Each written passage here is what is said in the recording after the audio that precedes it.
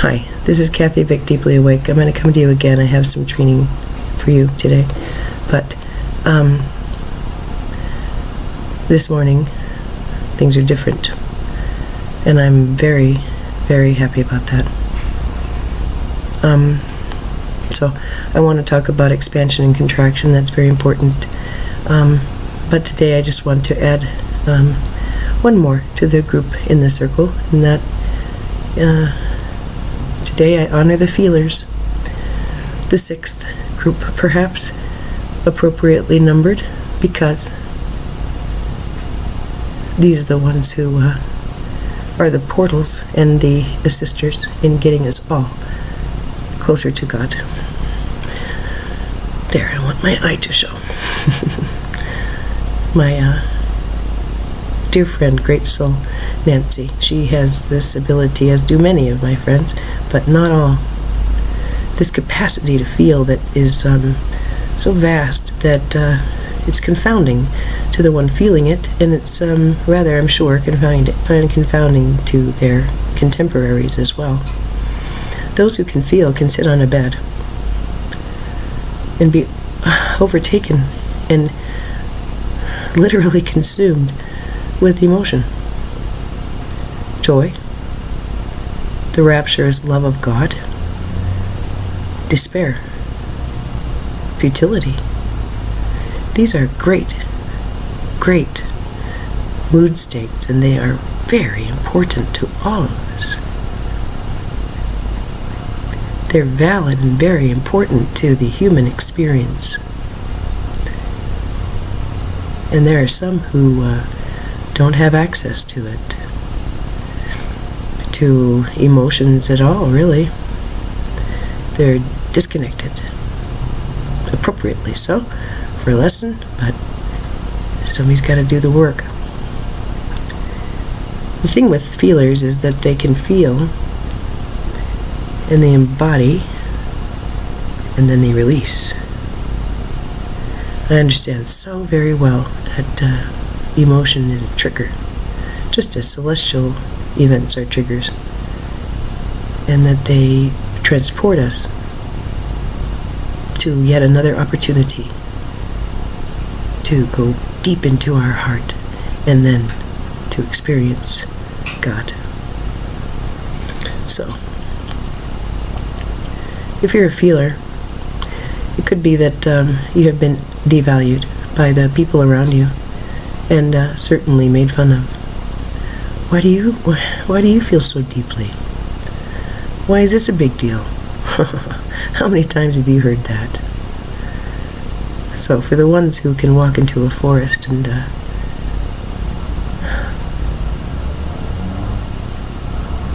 can do nothing but fall on their knees in reverence,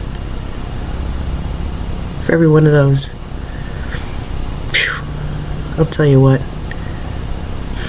around me, there's got to be at least 2 or 3 people who are revving up chainsaws.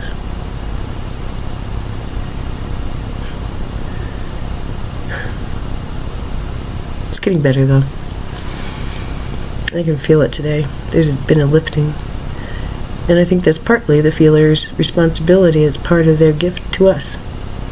Because this is what feelers do. They can take that emotion into their physical bodies. Not just the energy centers, but into the cells. So much grief. Oh my God. I had no idea. And there it goes. And a release. It's like watching a ball of confusion burst into a cloud of butterflies. And then where'd it go? Where did that grief go? Transmuted. And although I really do think that the time of transmutation is over, 444, it's over. It's no longer necessary as magicians, healers, shamans, mystics to live the life of transmutation. Saint Germain has instructed us about the violet flame for a very good reason. If we have the violet flame, why must we use our physical bodies for transfiguration of emotion and experience, huh? If we've got that, it's a very valid tool. At one point, I made sure that I just walked around in a big flame, of column of violet flame. I would imagine my car crackling with it, and me inside of it, knowing full well that while I'm doing that, I'm transmuting for all. The violet flame, you do understand, that Saint Germain is aware of and has shared, is a healing tool. You apply it to whatever situation is going on from your heart, and then extending it to the situation, the feeling, whatever's going on. Doesn't matter. Doesn't matter if you can label it, dear. You place it within the violet flame, and magically, alchemically,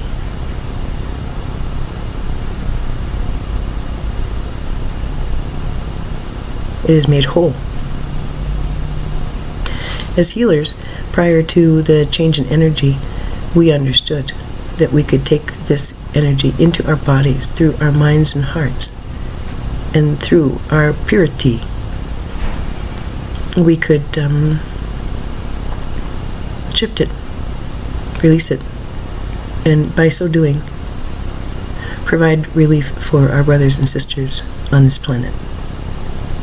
These are great transmuters of energy, and as the energy increased and changed, these great souls became much more powerful, understanding, of course, that emotion is a very direct portal to the all, to the heart. So, feelers, if today you identify yourself as one of these great souls, they're always doing that, then I want to thank you for your work, because you helped me. If there were only one or two of us, it would be difficult, but there's a lot of us.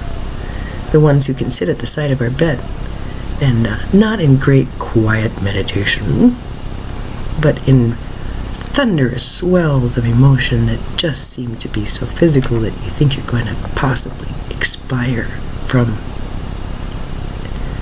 the power of what you're feeling. Those people, well, you may very well be around people who think that you are very, very silly indeed. I made sure in my reality that I not only had one of those people, but many. But the one who's closest to me, I made sure that he was full of poison for it. What better way to find its validity and to find its worth, and then to stand proud. Yes, I'm a feeler. Look what I've done for the planet. And look at your little mind telling me how silly I am. Who's in charge now, dear one? It's like that. That's how much the grids have changed. So, if you are devalued for having great emotion, I can assure you, your rewards are great. And you keep pitching, and don't listen to them that you are being extravagant, that you're being wasteful with your emotion. It's not as if you only get a little bit. You gotta meet it out over your life. The more you feel, the healthier you are. And those who tell you that you shouldn't feel are quite unhealthy. It's pretty obvious, but hard to really understand that in the middle of lesson, in the middle of cruelty. So, thank you, feelers. Thank you, feelers. Because through you, we grow. Now, just please understand that part of the grid is such that when you feel greatness, when you feel great emotion, it can't stay grief. It can't. It's, of course, a song that's being sung. But when it's taken into the 3-in-1, clearly, there's something more. What comes after the grief? What comes the day after the funeral?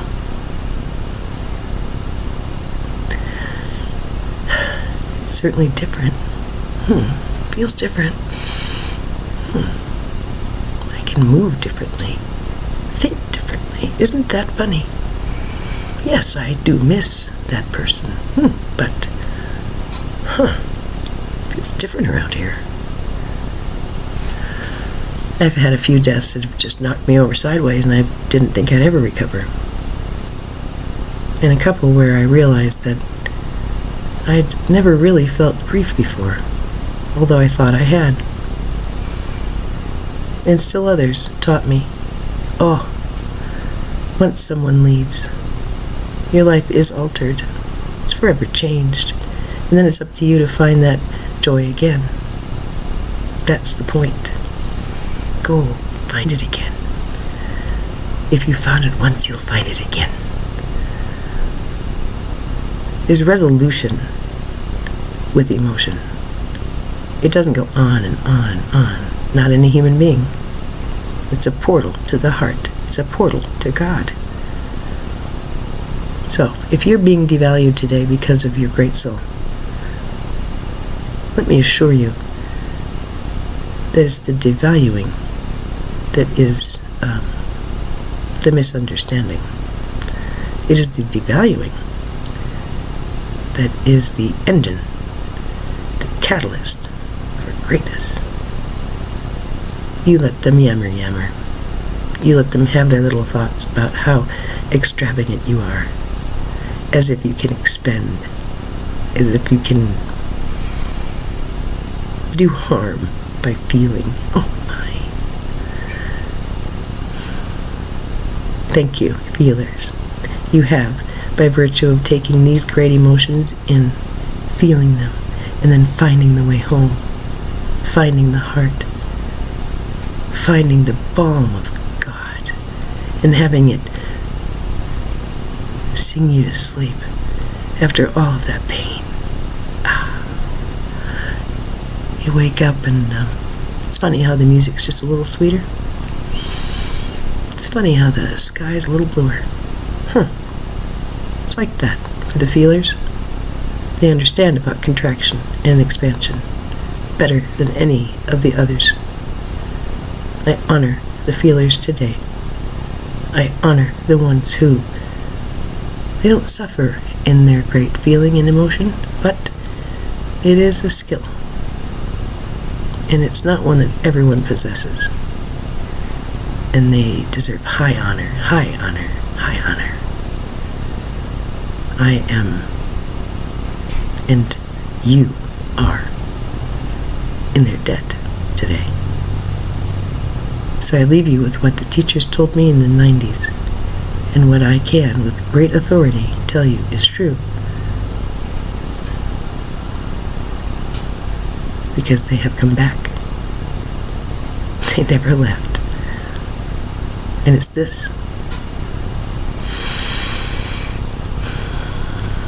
Once you have experienced great love, and dear one, you don't experience this kind of love in partnership with someone. Yes, you can. Yes, you can. Yes, you can. But I'm talking about personal experience. I'm talking about sitting at the side of your bed. That kind of experience. On reflection, sitting there, understanding how greatly loved you just were, or how deep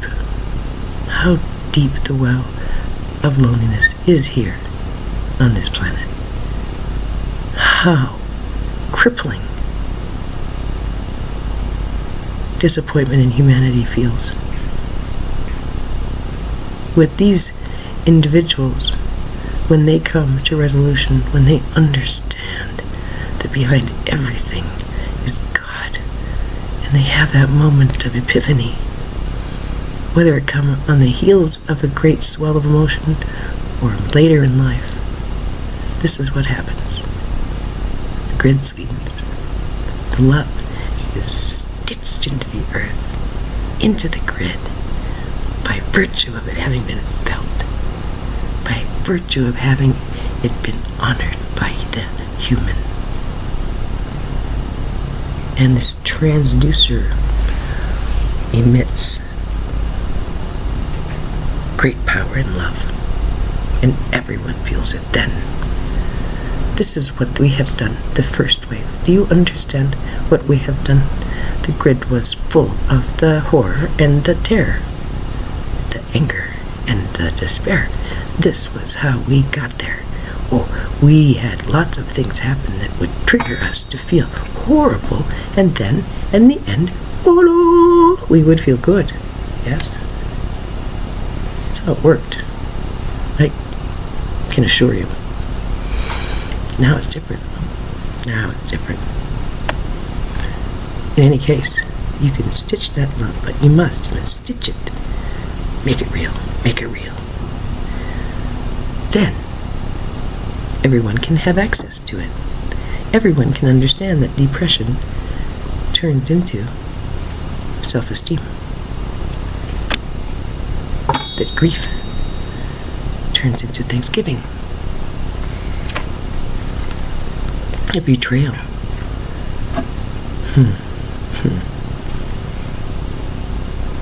Betrayal turns into self-respect. Through the human, into the grid, for all. So, we tell you now, eat your candy bar today and really enjoy it. Have fun with it. Have joy. And as you have joy, feel it. Have it bubble up inside of you. Then you don't have to say, oh, I stitch it now, I stitch it. No, when you have great feeling, automatically it goes into the grid. And part of this grid work is understanding that the grids are so changed now that they're bubbly, they're light, they're pink and pretty, and it's easier to access the good stuff: compassion, joy, play, excitement, without the heavy. So if you're noticing that there's not as much heavy, well, don't go looking for it. It's not around anymore. Because of who? Because of who? Because of the feelers. I love my feelers. Great souls, great alchemists, great embodiments of Saint Germain himself. Selah.